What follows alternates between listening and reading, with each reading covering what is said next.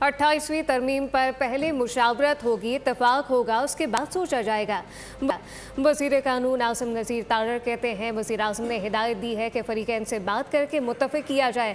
मज़ीद कहा कि 27वीं आईनी तरमीम के नोटिफिकेशन मुत्तल्लिका वज़ारतों ने जारी करने हैं, वही करेंगे। मेरे दायरा इख्तियार के नोटिफिकेशन और हलफ दोनों हो चुके। ये कुछ ऑनगोइंग चीज़ें होती हैं, उस पर जब तक सारा कंसेंसस नहीं डेवलप होता तरमीम किस तरह आएगी। और कंसेंसस के लिए वज़ीर आज़म साहब की हिदायत है कि आप सारे फ़रीक़ैन के साथ बैठ के बात करें। पार्टी के सीनियर्स भी इसमें इंगेज्ड हैं।